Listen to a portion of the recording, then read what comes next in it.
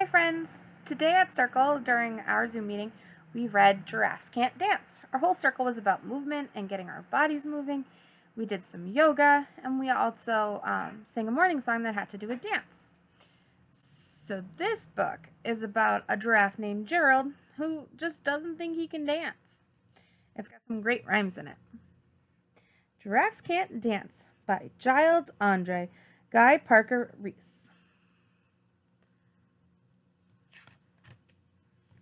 Look at the monkeys. They're doing the can-can. Oh, and now we've got some warthogs. Giraffes can't dance.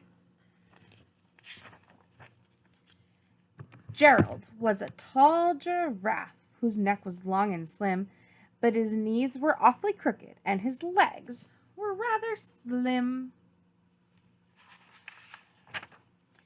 He was very good at standing still and munching shoots off trees, but when he tried to run around, he buckled at the knees.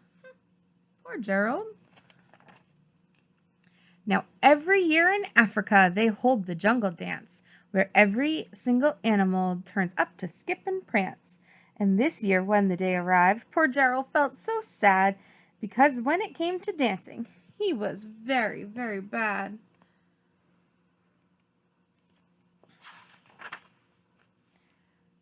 The warthogs started waltzing, and the rhinos rocked and rolled.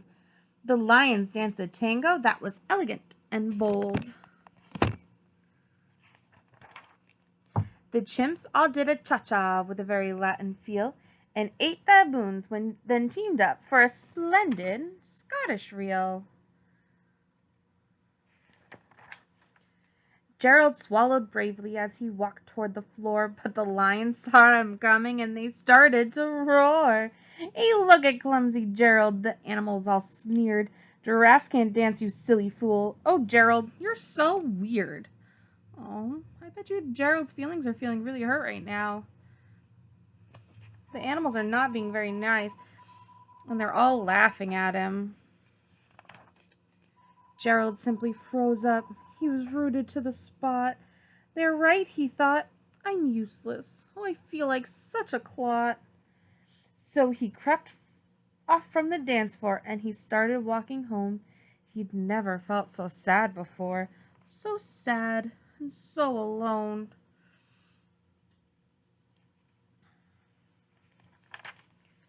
Then he found a little clearing and he looked up at the sky. What does he see? The moon can be so beautiful, he whispered with a sigh. Excuse me, coughed a cricket, who'd seen Gerald earlier on, but sometimes when you're different, you just need a different song. Listen to the swaying grass and listen to the trees. To the sweetest music is those branches in the breeze. So imagine that the lovely moon is playing just for you. Everything makes music if you really want it to.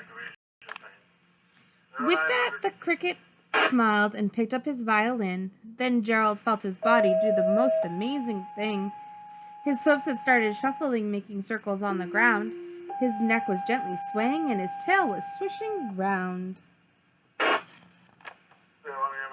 He threw his arms out sideways and he swung them everywhere. Then he did a backward somersault and leapt up in the air. Whoa!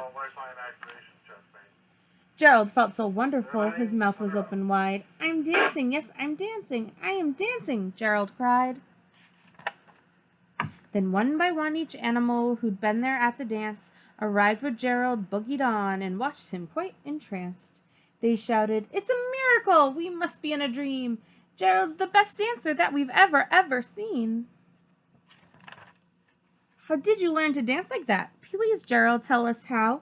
But Gerald simply twirled around and finished with a bow. Then he raised his head and looked up at the moon and stars above. We can all dance, he said, when we find music that we love. So Gerald learned to dance to his own music, and he is very good at dancing. What kind of music do you guys like to dance to?